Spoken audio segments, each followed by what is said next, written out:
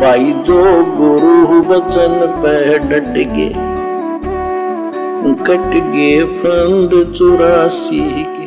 अनूप बेसुन धुनम, परमेश्वर के शतलोक में अनोखी धुन बज रही है जो आप जी ने किसी लोक में नहीं सुनी है। अर्थात परमात्मा हमें यह समझाना चाहते हैं कि हम भक्तों ने इस काल लोक की जो धुन है, जो सतलोक की धुन की तुलना में कूड़ा करकट है, इस काल ने केवल हमारे को फंसाने के लिए, क्योंकि पांचों विकारों में से एक विकार है कान का विकार, यानी ये अच्छी अच्छी धुन सुनना ये पसंद करता है।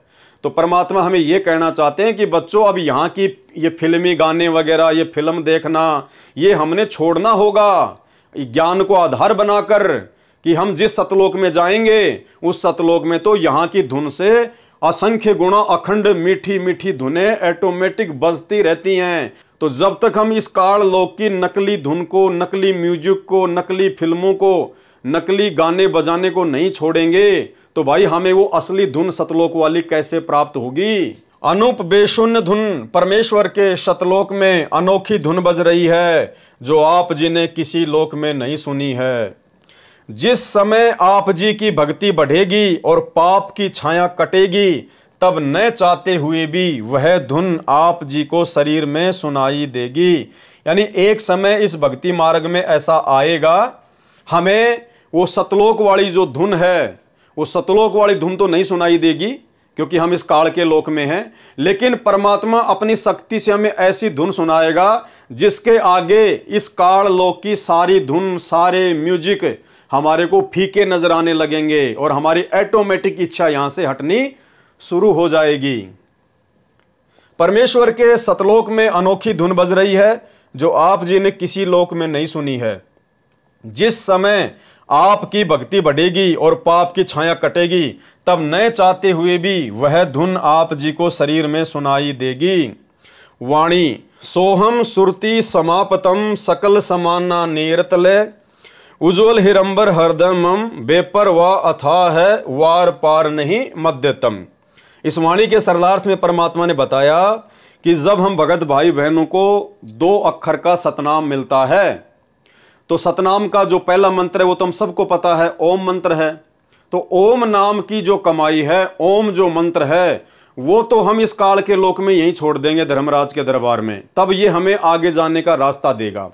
10वें द्वार को पार करके जब हम अक्षर पुरुष के लोक में जाएंगे 11वें द्वार के माध्यम से, तो परमेश्वर ने बताया केवल एक ही शब्द शेष रह जाएगा, सोहम सोहम, यानी सतनाम का जो दूसरा मंत्र परमात्मा ने बताया केवल वही शेष रह जाएगा। और श्वास बाहर छोड़ते समय और श्वास अंदर लेते समय केवल सोहम नाम की धुन ही शेष रह जाएगी।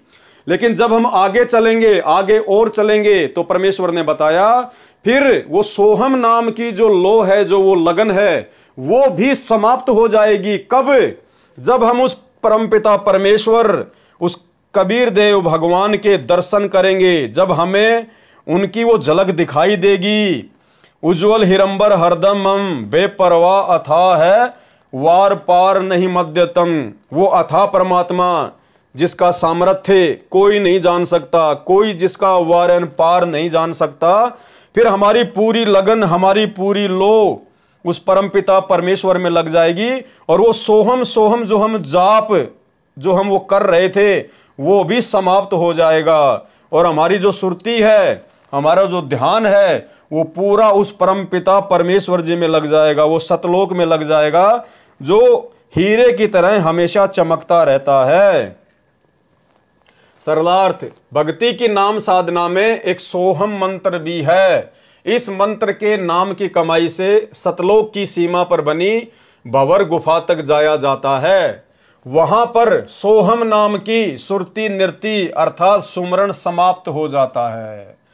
यानी उस भंवर गुफा में जाने के बाद में जब हमें परमात्मा सतलोक का दर्शन जो है करवाएंगे, क्योंकि ऑटोमेटिक वहां जाने के बाद गुरुदेव कहते हैं कि हमें सतलोक के दर्शन हो जाएंगे, वहां के चमक, वहां का नूर हमें स्पष्ट रूप से दिखाई देगा। जिस प्रकार ये सूरज, ये जो है इस पृथ्वी पर नहीं है, लेकिन सूरज सबको दिखाई देता है, इसी प्रकार जब हम उस भंवर गुफा की सीमा पर जाएंगे अक्षर पुरुष के लोक को पार करके, तो हमें सतलोक की आभा नजर आएगी, सतलोक का नूर नजर आएगा। तो अक्षर पुरुष का जो मंत्र हम लोग जाप जो करते हैं वो भी समाप्त हो जाएगा और हमारा पूरा ध्यान सतलोक में लग जाएगा। वहां पर सोहम नाम की सुरती नृत्य अर्थात सुमरण समाप्त हो जाता है। सोहम नाम की लो अर्थात लगन समाप्त हो जाती है। साधक यानी भगत की सारी लगन उस परमेश्वर में लग जाती है जो उज्जवल अर्थात तेजोमय शरीर युक्त है और जो हीरे की तरह स्वयं प्रकाशमान है, जो हरदम शाश्वत है, बेपरवाह है, जिसको किसी का भय नहीं, निर्भय परमेश्वर है, जिसकी गहराई अर्थात सामर्थ्य का किसी को पूर्ण ज्ञान नहीं है, इसके वार व पार अर्थात आदि और अंत का किसी को ज्ञान नहीं। अपनी महिमा परमेश्वर ही ठीक ठीक बताता है। कौन बताता है? अपनी महिमा परमेश्वर ही ठीक ठीक बताता है। यानी आज वर्तमान में आज हमें जो परमात्मा की महिमा बता रहे हैं, जो सृष्टि रचना के माध्यम से सतलोक की जानकारी दे रहे हैं, सतलोक का ज्ञान दे रहे हैं, तो वो ज्ञान कौन दे सकता है? अपनी महिमा कौन बता सकता है? अपनी महिमा परमेश्वर ही ठीक ठीक बता सकता है। और 21 ब्रह्मांड का कोई भी प्राणी जो ना सतलोक जा सकता है, जिसने ना कभी सतलोक देखा है, जो ना